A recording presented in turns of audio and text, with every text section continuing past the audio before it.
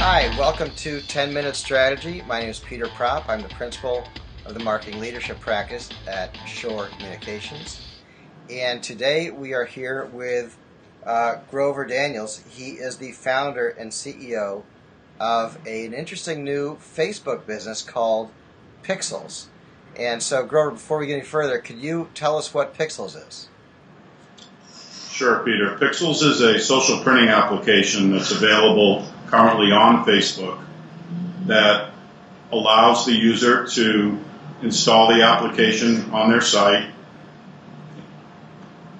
Once the application is installed on the site, to click the tab and pull all the photos that are in your photo album, select a photo, size a photo, and order photos online. We also have a separate application that we're installing on fan pages for photo-rich fan sites. So there's a B2B side of it and there's a B2C side of it. Great. So let's just talk about the consumer experience. They log into their Facebook page and they say, you know what, I put up a great image recently. I uploaded it through my phone and it was me at the beach with my kid. I would love to get that made into a nice poster for my family as a surprise present for my wife. Let's get that done. And they can just, if they have the app installed, they can just select that photo and print it, and it goes to your shop and you guys print it in a high quality format. Correct. The app's called Print Your Pics, PIX. Click it.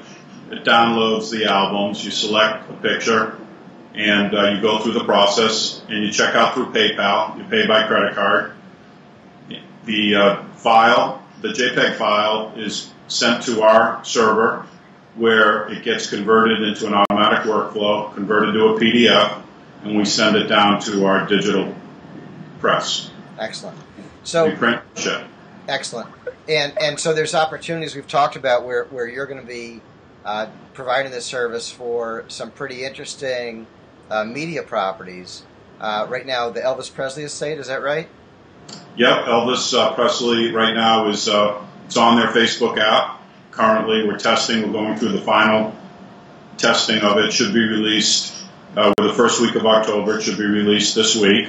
Excellent. We're currently on another half a dozen fan pages that are photo-rich in nature, that are looking to either do revenue share in terms of monetizing their photography, or brand enhancement. And we're talking to several sites that actually don't want to charge anything, that want to use it as a way to enhance their brand. Right. So you're basically, we want to encourage consumers to check it out, and if they want to do that, they go to facebook.com/PIXXLZ, PIXXLZ. Is that right? That's correct. And if you are a media property, or if you are a business that has a lot of photography and you'd like people to print it, you can go to the same site and establish a connection to you, or how would they go about establishing a relationship? There's a PDF fact sheet on the tab on the facebook.com PIXXLZ site. Great. That they can read about the app right there, the B2B app. Interesting, Peter, is what we're finding is in higher education, in athletics, it seems to be a niche that we thought about, but we didn't know how quickly it would develop. But with the need to raise money with higher EDU and the NCAA wanting the institutions to control the images of all their athletes, it looks like Facebook is a wonderful way for them to be able to control their images, and because of high resolution capability now on Facebook, they can control it because they'll determine what they're uploading and as controlling the image, and then we print and ship accordingly. I think it's very interesting, and really you're flipping the photo printing paradigm on its head. There's been a pretty good business out there for years with Snapfish and some others. I know, Google's Picasa plays in a weird way. I don't think they ever really quite figured it out in terms of printing.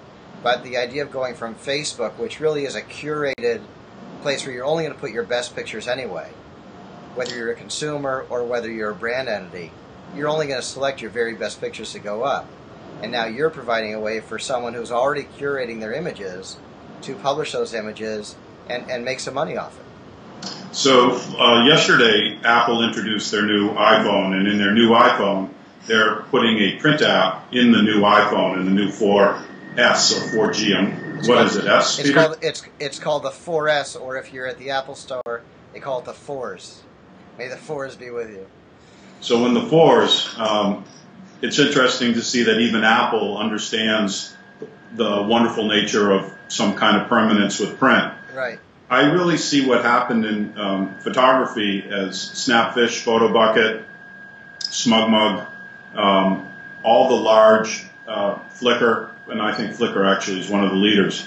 What they did, Peter, I thought was a very interesting model, which is all about social. They've enabled Open API. And if you have developers that work for you that understand API and iframe, which are the two key ingredients in social, that's how everybody's connecting right now, through permissions, through APIs, and developing things within iframes. And that's the world that social lives in online.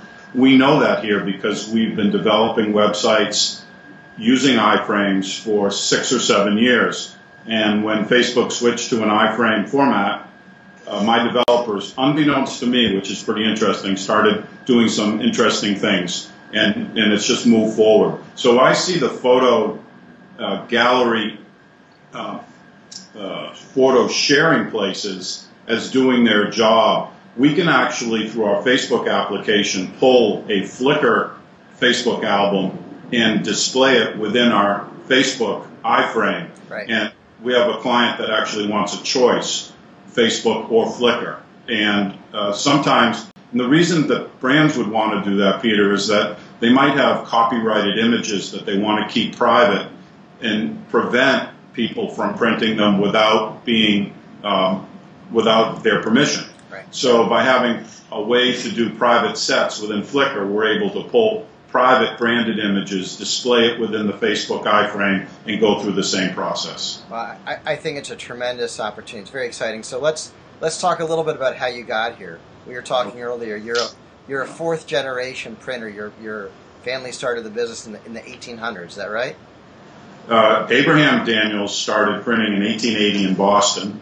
Then that was my great-grandfather. Then my grandfather, Grover Daniels, took over. Then my dad, Lee Daniels, took over. And then I took over Daniels Printing in the 80s, Peter, and we sold to Merrill Corporation at the end of the late 90s. And I got out of the printing business for 5 years during my non-compete. Right. I came back in the mid-2000s and began to think about digital printing as the third wave of printing, from letterpress to offset to digital. Right. So really, we're seeing a collision of two forces. We're seeing social and all the new images, and people talk about how many pictures have been taken in the last year versus is like more than in the history of time or something like that. There was some stat I saw recently. It's remarkable.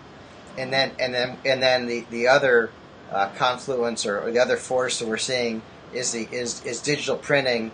And what you told me is the growth of the web to print software platforms that allow you to interact with a Facebook, a Snapfish, or whatever online platform there might be.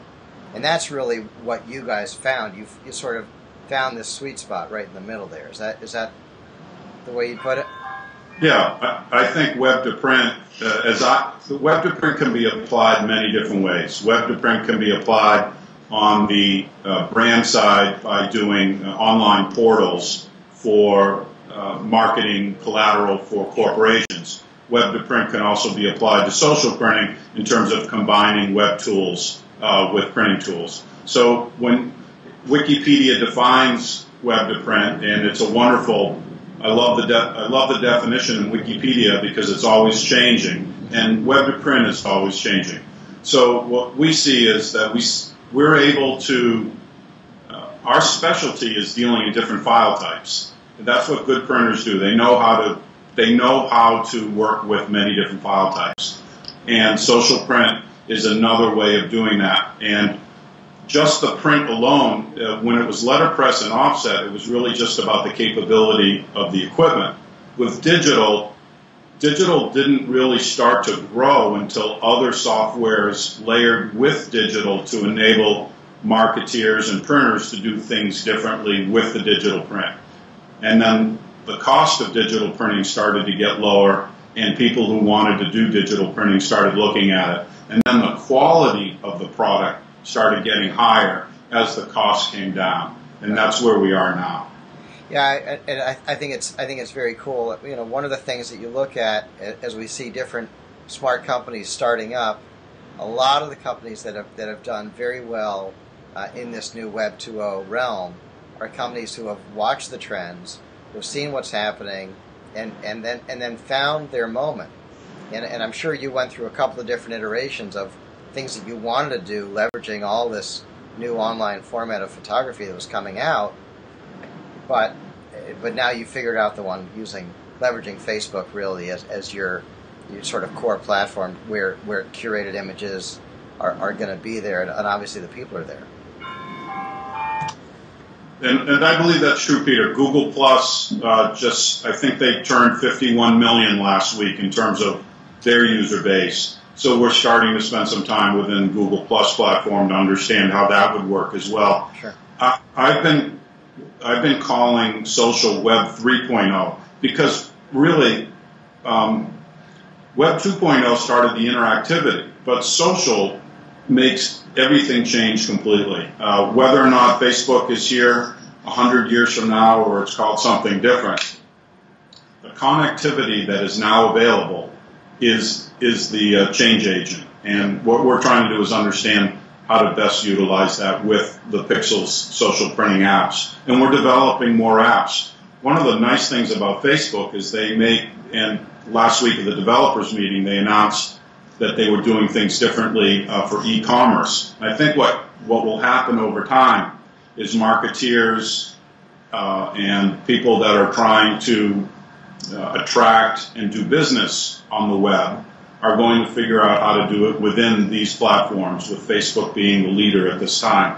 I bet if we play this video a year from now, there may be one or two others right beside it, but that's the leader today. Excellent. Well, we'll definitely have you back before then. We'll see how this is all going. This has been great. So, Grover Daniels, CEO and founder of PIXXLZ. We really appreciate your time. This is Peter Propp from Shore Communications. Thanks for watching. Take care.